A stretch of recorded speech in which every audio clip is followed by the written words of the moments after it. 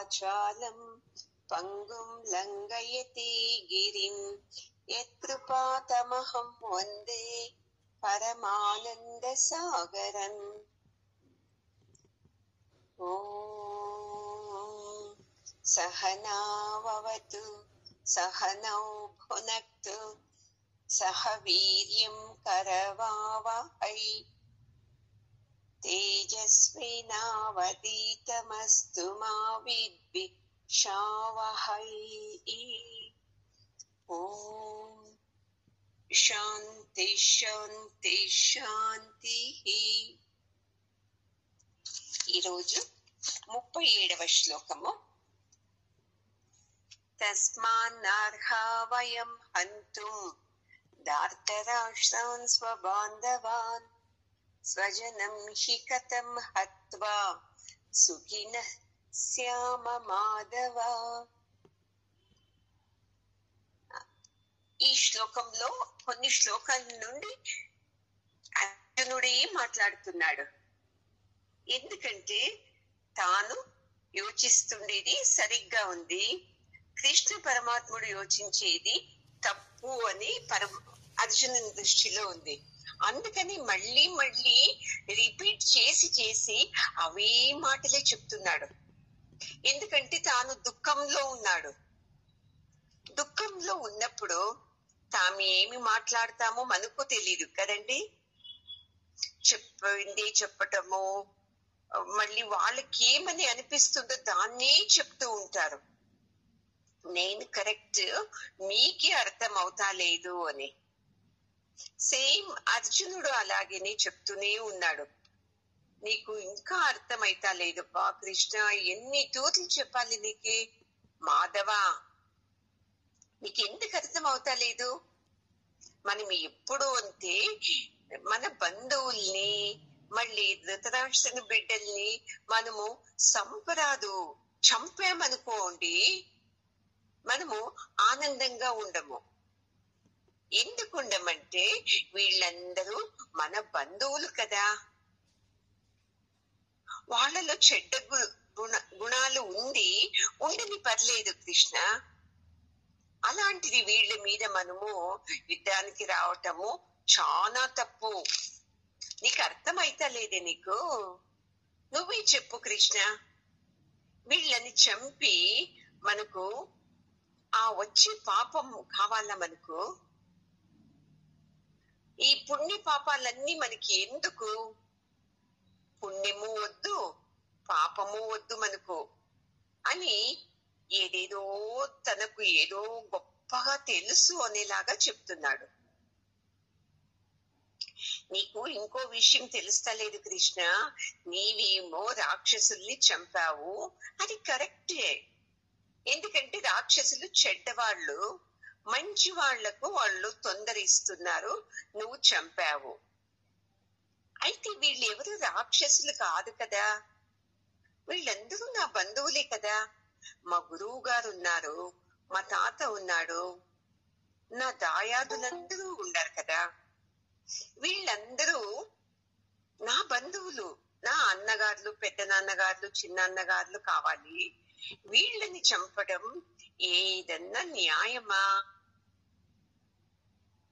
ఒకవేళ నువ్వు హఠం చేసి యుద్ధం చేద్దామన్నాను, యుద్ధంలో గెలిచినా మనకు ఆనందం ఉండదు. బాగా అర్థం చేసుకో కృష్ణ, ఇది అధర్మం అని తనకు తోచినట్టి చెప్తున్నాడు. ఈ మనుషుల్లో పాపము ఎవరో ఒకరి చెడ్డోళ్ళు ఉంటారు, కానీ వాళ్లకు సపోర్ట్ చేసే వాళ్ళు ఎంతమంది మంచి వాళ్ళు ఉంటారు. అలాంటి మన విరోధ పక్షం మీద మనము యుద్ధం చేసి వాళ్లను చంపి వాళ్ళ రక్తం అంతా వెళ్ళిపోతుంది కదా, ఈ భూమి మీదనే వెళుతుంది. అలాంటి ఈ భూమిని నేను గెలుచుకొని దీంట్లో జీవించటం న్యాయమా కృష్ణ? అర్జునుడు ఇలా తనకు తోచినట్టు ధర్మం అధర్మం గురించి చెప్తూ ఉంటే పరమాత్ముడు చూస్తూనే ఉన్నాడు అర్జున్ని. ఎంత డిప్రెస్ కి వెళ్ళిపోయినాడు కదా. నేను ఎవరితో మాట్లాడుతున్నాను అని కూడా అతనికి తెలుస్తా లేదు. అలాగా మాట్లాడుతున్నాడు కదా అని చూస్తూనే ఉన్నాడు. మనము అర్థం చేసుకోవాలి, ఇది అర్జునునికి కాదు ఉండేది, ఈ బుద్ధి మన అందరిలోనూ ఉంది. మనకు తోచినట్టుగా మనము ధర్మము అధర్మము అని మాట్లాడతాం, కానీ నిజమైన ధర్మం ఏది, నిజమైన అధర్మం ఏది అని యోచిస్తలేదు. చూడండి, పూర్వకాలంలో ఒక కుటుంబంలో ఎవరైనా చెడ్డ పనులు చేస్తూ ఉంటే ఆ కుటుంబాన్ని, ఆ ఊరంతా బయటికి పంపిస్తుండే. మనము విన్నాము ఇలాంటివన్నీ, సినిమాల్లో కూడా చూసాము కదా. ఏ వద్దు వద్దు, ఈ కుటుంబమే వద్దు, ఈ కుటుంబం ఉంటే ఊర్లో అందరినీ నాశనం చేస్తారు అని. ఒకరు చేసిన తప్పుకు అందరినీ మనము దూరం పెడుతూ ఉంటుంది. అలాంటిది ఇప్పుడు ఎన్ని తప్పులు చేసినా వీళ్ళని ఏమి అనుకోకుండా ఉన్నారు కదా. పెద్దవాళ్ళు, గురువు గారు అందరూ ఉన్నారు కదా. వీళ్ళకి ఎవరు బుద్ధి చెప్పటం? అలాంటి వాళ్ళ మీద మనకు యుద్ధం చేసి చంపితే మనకు పుణ్యమే వస్తుంది, కానీ పాపం రాదు కదా. చూడండి ఎంత బాగా ఉంది పరమాత్ముని ధర్మము. మనకు మన ధర్మమే ముఖ్యము, వాళ్లకు అందరినీ చూసి ఏది ధర్మమో అది ముఖ్యము పరమాత్మకు.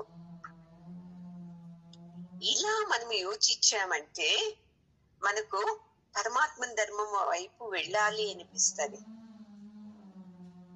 లేదు అంటే మనకి ఏది తోచిస్తుందో అలాగే మాట్లాడుతూ ఉంటాం. మనం మళ్ళీ ఇంకొక మాట కూడా చెప్పేస్తాడు ఇక్కడ, మన స్వజనుల్ని మనం చంపామంటే మనకు శాపం వస్తుంది. ఏ శాపం వస్తుంది? కులనాశనం చేసిన శాపం మనకు కలుగుతుంది కృష్ణ. ఎందుకంటావా, ఇప్పుడు యుద్ధానికి వచ్చారు కదా, వీళ్ళందరినీ చంపామంటే వాళ్ళ భార్యలు, వాళ్ళ తల్లి తండ్రి, వాళ్ళ బిడ్డలు, వాళ్ళు మనల్ని శపిస్తారు. నీకు తెలీదా ఇది? ఆ శాపం కలిగింది అంటే మనము ఎప్పుడూ ఆనందంగా ఉండటానికి కాదు అని తనకు ఏది తోచిందో దాన్ని చెబుతూ కృష్ణుడి తప్పు, నేను ధర్మంగా ఉన్నాను, నీవు అధర్మంగా ఉన్నావు అని హెచ్చరిస్తున్నాడు. కాదు కృష్ణ, నీకు తెలుస్తలేదే, ఇప్పుడు కౌరవులకి ఏమో ఈ ధర్మం తెలీదు, నీకు కూడా తెలుస్తలేదే. చూడండి, తానెంత చాలా పెద్దవాడు, నాకు తెలుసు ధర్మము, నీకు తెలీదు అని చెప్తున్నాడు.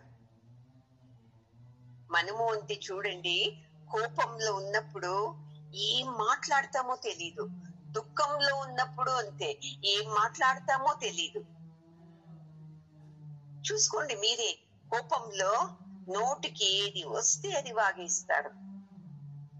నేను మాట్లాడటం సరి ఉందా, తప్పు ఉందా, ఇది ధర్మంగా మాట్లాడుతున్నానా, పెద్దవాళ్ళు కదా వీళ్ళు, నేను కొంచెం తగ్గచ్చు కదా, ఏది జ్ఞాపకం రాదు. దుఃఖంలో ఉన్నప్పుడు అంతే, ఏది జ్ఞాపకం రాదు. నాకు దుఃఖం కలిగింది, దానికి వీళ్ళే కారణమని ఏదేదో యోచించి మాట్లాడతాం. అందుకే పెద్దవాళ్ళు చెప్తారు, దుఃఖం ఉన్నప్పుడు, అతి సంతోషం ఉన్నప్పుడు ఎవరికి మాటలు ఇవ్వరాదు అని. ఇప్పుడు చూడండి, ఇంట్లో అత్త మీదో, కోడల మీద, ఏదో భర్త మీదో, భార్య మీదో ఏదో కోపం వచ్చేస్తుంది. అప్పుడు ఏమనుకుంటాము మనం? చచ్చినా నీతో మాట్లాడను నేను, నీ ఎంత పాపిష్టివి ఎవరు లేదు, నేను అసలు నీతో మాట్లాడను అని చెప్పేస్తాము ఒకే తూరి. అలాగే ఉంటామా? సాధ్యమవుతుందా మాట్లాడకుండా ఉండటానికి? మళ్ళీ మాట్లాడతాము. అది సంతోషంగా ఉన్నప్పుడు అప్పుడు మనము వేరే వాళ్ళకు మాట ఇచ్చేస్తాం. ఏ నువ్వేమి యోచించకు, నీకు కావాల్సిన సహాయం అన్ని నేను చేస్తా. ఈ ఇల్లు కట్టేకి కదా నీకు డబ్బు, నేను ఇస్తాను. నీ బిడ్డ పెళ్లిక నేను ఇస్తాను, యోచించకు, నేనున్నాను కదా అని మాట ఇచ్చేస్తాము. తర్వాత 2 ఏండ్ల తర్వాత 3 ఏండ్ల తర్వాత వాళ్ళ ఇంట్లో పెళ్లి కుదురుతుంది. వాళ్ళు వచ్చి డబ్బు అడుగుతారు. వాళ్ళు వచ్చేటప్పుడే మీరు మనసులో లెక్కేస్తారు, ఓ వీడు వస్తున్నాడు, వీళ్ళకు డబ్బు ఇవ్వకూడదు అని. మీరేనే ఏంటి వచ్చావు అంటారు. మీరు చెప్పారు కదా స్వామి, ఆ రోజు నీ బిడ్డ పెళ్లి కుదిరితే నేను సహాయం చేస్తాను, అది అప్పుగా ఊరికే కాదండి ఇస్తాను అన్నారు కదా, అందుకే వచ్చాను అని. అంత లోపల మనసు ఏమైంటుంది, మనది చేంజ్ అయిపోయి ఉంటుంది. మనసు ఎప్పుడు స్థిరంగా ఉండదు. వీనికి ఎందుకు ఇవ్వాలి, వీడిస్తాడో లేదో, పెళ్లి ఖర్చుల్లో అంతా సరిపోతుంది, మళ్ళీ నా అప్పు ఎలా తీర్పిస్తాడు, ఊరికే మాట ఇచ్చేసానే అని యోచిస్తాం. ఇలా ఎప్పుడు అంతే బాగా మీ మాటల మీద మీకు కంట్రోల్ ఉండాలి. కోపం వచ్చినప్పుడు ఎలాగంటే అలా మాట్లాడేది, సంతోషం వచ్చినప్పుడు అంతే తన్ని మెచ్చుకొని అందరూని కావలసిన అన్ని వరాలు నేనున్నాను, నేను అది ఇస్తా ఇది ఇస్తాను అని ఈ 2 విషయాలు చేయకూడదు. చూడండి, అలాగా అర్జునుడు అంతే ఇప్పుడు మోహంతో కూడిన దుఃఖంతో ఇలా మాట్లాడుతున్నాడండి. 38వ శ్లోకము. యద్యప్యేతేన పశ్యంతి లోభోపహత చేతసః కులక్షయకృతం దోషం మిత్రద్రోహే చ పాతకం. మళ్ళీ కంటిన్యూ పరమాత్మనుకో బుద్ధి చెబుతూనే ఉన్నాడు. చూడు కృష్ణ, వీళ్ళందరికీ అతి ఆశ వచ్చేసింది, వీళ్లకు బుద్ధి చెడిపోయేసేసింది. ఎందుకంటే ఎప్పుడైతే అతి ఆశ వస్తుందో బుద్ధి పని చేయదు. మళ్ళీ వీళ్ళకి ఇంకేం తెలుసా, ఇలా అందరినీ చంపేస్తే వీళ్ళ కులం నుండి నాకు కూడా పాపం వస్తుంది అని వీళ్ళకు తెలుస్తలేదు. మళ్ళీ ఎంతమంది స్నేహితుల్ని వీళ్ళు పిలిచారు కదా యుద్ధానికి, ఆ పొరుగు రాష్ట్రము, ఈ పొరుగు రాజ్యము, ఇలా వీళ్ళందరినీ పిలిచారు కదా. ఇలా ఈ స్నేహితులకంతా నేను మోసం చేస్తున్నాను అని వీళ్ళకి అర్థమవుతా లేదు కౌరవులకు. ఎందుకంటే ఎంతమంది నమ్మి వచ్చారు దుర్యోధన పక్క యుద్ధానికి స్నేహితులు. అలాంటి వాళ్లకు ఈ మిత్ర ద్రోహం చేయటం తగునా కృష్ణ? నీవే చెప్పు, నా మాటల్లో తప్పు ఉంటే నాకు చెప్పు అని ఎంత బాగా చెప్తున్నాడు చూడండి. పాండవులకు మాకు మాత్రము ధర్మం తెలుసు, ఆ కౌరవులకు ధర్మం గురించి తెలీదు. అతి ఆశతో వాళ్ళు ఏ చెడ్డ పనులైనా చేసేదానికి వాళ్ళు చూడరు. అంతే కదండి, అతి ఆశ ఉన్నప్పుడే కదా వేరే వాళ్ళని నిందించేది, వేరే వాళ్ళకు మోసం చేసేది, వేరే వాళ్ళది పీక్కునేది, అబద్ధం చెప్పేది, ఇలాంటివన్నీ చేస్తాం కదా. ఇప్పుడు చూడండి, జైల్లో ఎంతమంది దొంగలు ఉన్నారు కదా, వాళ్ళు ఆ క్షణంలో అతి ఆశతో, కోపంతో, ద్వేషంతో చెడ్డ పనులు చేసేస్తారు. ఎప్పుడైతే అతి ఆశ, ద్వేషము, కోపం తగ్గింది అనుకోండి, వాళ్ళు ఏడుస్తుంటారు, ఎలా చేసేసాం మేము ఈ చెడ్డ పనులు, చేయకుండా ఉండాల్సింది కదా అని. అయితే అంతలోపల ఏమైపోయింది, అన్ని పనులు చేసేస్తారు. ఏదో కోపంతో చంపేస్తారు, జైలుకు వెళ్తారు, అక్కడ పశ్చాత్తాపంతో కుండిపోతూ ఉంటారు. ఏదో దొంగతనం చేస్తారు, జైలుకు వెళ్తారు, అక్కడ కుంగిపోతూ ఉంటారు. అలాగా కృష్ణ, ఈ కౌరవులు అంతే వీళ్ళకు ధర్మం గురించి తెలియదు కాబట్టి వీళ్ళు అధర్మంలో కూరుకుపోయి ఇలాంటి చెడ్డ పనులన్నీ చేస్తున్నారు, ఇది నీకు అర్థం అవటం లేదు అని తనకు మాత్రం బాగా తెలుసు, నీకేమీ తెలవటం లేదు. చూడు, కౌరవులు వెనక వచ్చారు కదా ఎంతమంది స్నేహితులు, వాళ్ళందరూ ఎంత బాధపడుతున్నారు నీకు తెలీదా కృష్ణ? పోనీ ఇది తెలుసా నీకు, ఒక రాజు అయిన వాడు తన ప్రజల్ని బాగా చూసుకోవాలి. అయితే ఇతను ఏం చేస్తున్నాడు, ప్రజల్ని బాగా చూసుకోకుండా దుర్యోధనుడు అందరినీ యుద్ధానికి పిలుచుకొని వచ్చాడు. ఎంతమంది పెళ్ళైన వాళ్ళు ఉన్నారు సైనికుల్లో, ఎంతమంది పెళ్లి కావాల్సిన వాళ్ళు ఉన్నారు కదా కృష్ణ. ఎలాగ వాళ్ళంత గతి, వాళ్ళు చనిపోతే వాళ్ళ కుటుంబంలో వాళ్ళ గతి ఏముంది? ఈ పాపం మనకు తగిలింది అనుకో, మనము మళ్ళీ ఎన్ని జన్మలు ఎత్తాలి కదా. ఎందుకు నీకు అర్థం అవుతా లేదు, ఇంతగా చెప్తున్నాను, నీవు నాకే బుద్ధి చెప్తున్నావు కదా అని కృష్ణునికి ఒకే సమంగా చెప్తూనే ఉన్నాడు.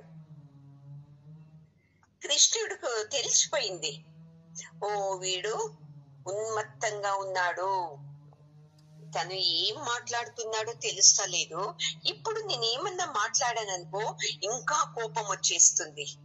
అంతే కదండి, ఇంట్లో వాళ్ళు మాట్లాడేటప్పుడు పెద్దవాళ్ళు మనం తగ్గామనుకోండి అది అంతకీ నిలిచిపోతుంది. మనం తగ్గకుండా నీవెంత అని మాట్లాడినామంటే ఎన్ని గలాటలు అవుతుంది కదండి. అందుకే అర్జునునికి ఈ మనస్థితి చూసి పరమాత్మనికి అర్థమైంది, ఈ అర్జునుడిలో ఏదో బుద్ధి చేరుకునేసింది.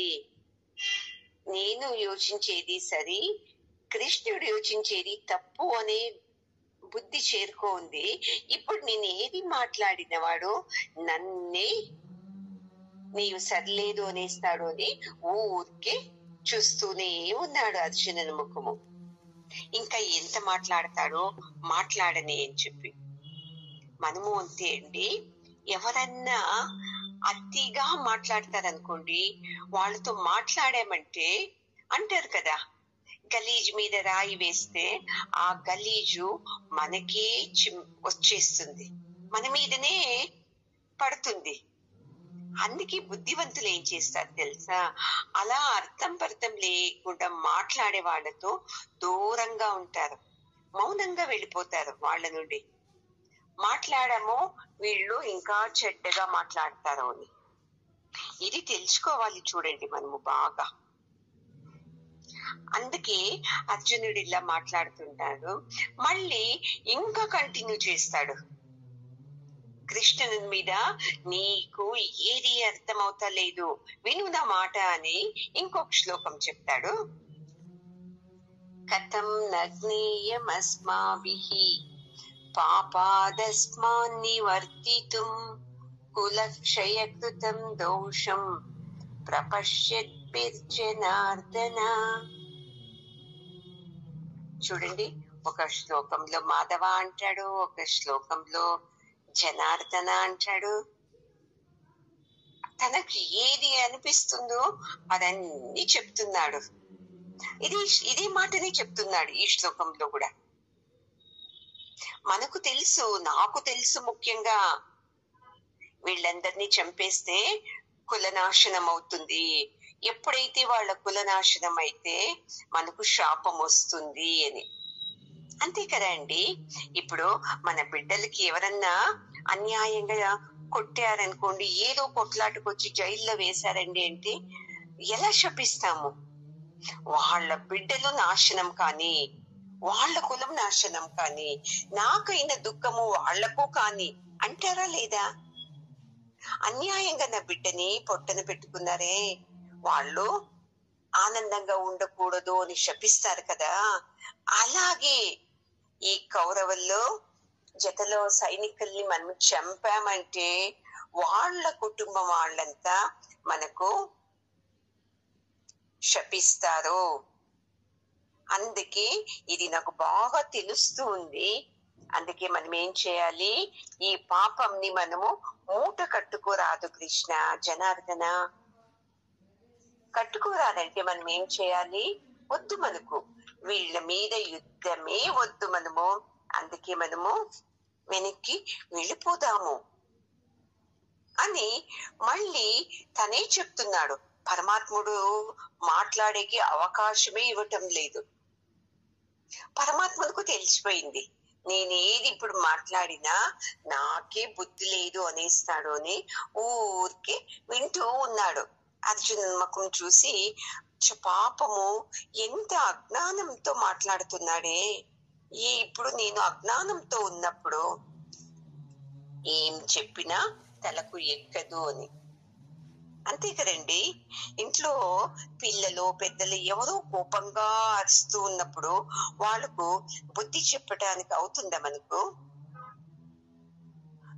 నీవేదన్నా బుద్ధి చెప్పాలి, ఇంట్లో పెద్దవాళ్ళు అర్థం పర్థం లేకుండా మాట్లాడుతున్నారు అని ఒక మాట అన్నావనుకో, నీకు వెంటనే ఇంకా లేనివన్నీ శపించేస్తారు. అందుకే ఇంట్లో పెద్దవాళ్ళు ఇలా అర్థం పర్థం లేకుండా మాట్లాడేటప్పుడు ఊరికి ఈ చెవులో వినటం ఆ చెవులో వదిలేయటం చేయాలి. అంతే తప్ప ఇలా అన్నారే అని యోచించకూడదు. కొంతమంది వయసైన వాళ్లకు బుద్ధి భ్రమణ అయిపోతుందండి. అలాంటి వాళ్ళని మనం ఏం చేయాలంటే, వీళ్ళు అసలు తెలివి లేదు, వీళ్ళు చిన్న పిల్లల్లాగే అని ఇలా అర్థం చేసుకొని వాళ్ళు ఏం మాట్లాడతారో వాళ్ళ ముందు ఊ అనాలి. మళ్ళీ మనలో మనము ఏం పని చేయాలో అది చేసుకొని పోవాలండి. లేదు అంటే చాలా మనకు మనశ్శాంతి లేకుండా అయిపోతుంది. ఇప్పుడు అర్జునుడే మళ్ళీ చూడు అని ఇంకో మాట అంటున్నాడు.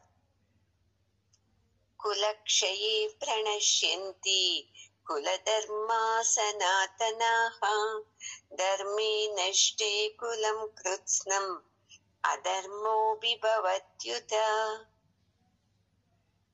చూసావా కృష్ణ, ఎప్పుడైతే కులం నాశనం అవుతుందో అప్పుడు ఏమవుతుంది, ఆ కులం వాళ్ళు చేసే ధార్మిక కర్మలన్నీ నిలిచిపోతుంది. ఎందుకంటే ఎవరు ఉండరు కదా చేసేవాళ్ళు. ఇప్పుడు ఒక ఇంట్లో ఒక ముత్తైదు అన్ని పనులు, పూజలు, వ్రతాలు అన్ని చేస్తుంది. ఇప్పుడు ఆమె కొడుకును ఆమె భర్తను మనం యుద్ధంలో చంపామంటే ఆమె విధవరాలు అవుతుంది. అర్థమవుతుందా కృష్ణ? విధవరాలైన ఆమె పూజలు వ్రతాలు ఇవన్నీ చేసేకవుతుందా? నీకెందుకు అర్థం అవుతలేదు? చూడండి ఎంత బాగా చెప్తున్నాడు ఈ టాపిక్ ని. అది ముత్తైదువుగా ఉంటే అన్ని చేస్తూ ఉండే, ఆ ఇంట్లోనూ సుఖ సంతోషాలు ఉంటా ఉండే. ఇప్పుడు విధవ అయినాక ఆమె అవన్నీ చేసేకవుతుందా? నువ్వే చెప్పు. ఇప్పుడు కొంతమంది సైనికులు కొత్తగా పెళ్ళయ్యారు. వాళ్ళు చనిపోతే వాళ్లకు పిండ ప్రదానము ఇవ్వాలి కదా, కొడుకో కూతురో, ఇంకా బిడ్డలే పుట్టలేదే. అలాంటి వాళ్ళు చనిపోతే పిండ ప్రదానం ఎవరు చేస్తారు? ఈ కర్మలన్నీ ఎవరు చేస్తారు? నువ్వే చెప్పు కృష్ణ. ఊరికి యుద్ధం చెయ్యి అంటావే, అప్పుడు పిండ ప్రదానం చేయలేకుంటే వీళ్ళు చనిపోయిన ఆత్మ క్షోభించదా? స్వర్గానికి వెళుతుందా? చెప్పు, నీవు కొద్దిగా అర్థమయ్యేటట్టు. నాకేమో బుద్ధి లేదు అంటున్నావు, కరెక్ట్. ఇప్పుడు నీవు చేసేది కరెక్ట్ గా ఉందా? చెప్పు, ఈ మాటకు అర్థం చెప్పు. చనిపోతే ఇంట్లో ఎవరు చేస్తారు ధర్మ కార్యాలన్నీ అని తనకే ఎక్కువ ధర్మం గురించి తెలిసినట్టు మాట్లాడుతూ ఉన్నాడు. ఎప్పుడు అంతే అండి, మనము అందరికన్నా నేను చాలా గ్రేట్, నేను బాగా యోచిస్తాను, నేను బాగా మాట్లాడతాను, ఎదుటి వాళ్ళు ఏమీ సుఖం లేదు అని మనందరి భావన. దాన్ని మనము తగ్గించుకోవాలి కొద్దిగా. ఎదుటి వాళ్ళలాగే నేనును అప్పుడప్పుడు తప్పు చేస్తూ ఉంటాను, నాకు తోచినట్టు నేను చెప్తుంటాను, తప్పులు చేస్తాను, నేనొక్కదాన్నే కాదు అందరూ చేస్తారు అని ఎప్పుడు మీలో వస్తుంది అనుకోండి, అప్పుడు అర్జునుడి అలాగా మనము మాట్లాడేకి వెళ్ళమండి. 41వ శ్లోకం. అధర్మా విభవాత్ కృష్ణ ప్రదుష్యంతి కులస్త్రియః స్త్రీషు దుష్టాసు వార్ష్ణేయ జాయతే వర్ణ సంకరః. నీకు ఇంకొకటి ఎగ్జాంపుల్ చెప్తాను చూడు కృష్ణ. ఇప్పుడు యుద్ధం చేయాలంటే శక్తి ఉండేవాళ్ళు చేయాలి. ఇప్పుడు సైనికులంతా మంచి యవ్వనంలో ఉండేవాళ్లే. వాళ్లకు కొద్ది సంవత్సరాలు ఏంటిందంటే పెళ్లి అయ్యి చిన్న చిన్న బిడ్డలు ఉంటారు. అలాంటి వాళ్ళు ఈ సైన్యంలో చనిపోతే అర్థమవుతుందా కృష్ణ? అప్పుడు వీళ్ళ భార్యల గతి ఏంటి? కొంతమంది సహగమనం చేసేస్తారు, భర్త జతలోనే తాము చనిపోతారు. కొంతమంది ఆ కాలంలో ఉండింది కదా సహగమన పద్ధతి. మిగతా వాళ్ళు ఏం చేస్తారు చెప్పు? వాళ్ళు ఎలా జీవిస్తారు భర్త చనిపోతే? నీకెందుకు అర్థం అవుతా లేదు? అప్పుడు కొంతమంది ఏం చేస్తారు తెలుసా? అడ్డదారులు తొక్కుతారు. తమ జీవితం ఎలాగా, భర్త లేడే బిడ్డలు లేరే అని అడ్డదారులు తొక్కుతారు. ఇంకా కొంతమంది ఇంకా ఇలా తెలుస్తుంది కదా, తనకు తోచినట్టు చెప్తాడు. ఇలా ఆడవాళ్ళంతా అడ్డదారి తొక్కినారంటే వాళ్ళ వంశం ఏమవుతుంది? ఇలా ఆడవాళ్ళు వేరే పరాయి మగవాళ్ళ వ్యామోహంలో పడిపోయి వెళ్ళిపోతే ఆ ఇంటికి చెడ్డ పేరు రాదా? చూడండి ఎంత బాగా చెప్తున్నాడు. ఆ చెడ్డ పేరు వచ్చింది అంటే మనకు ఈ యుద్ధం నుండి వచ్చే ఆనందం లభిస్తుందా?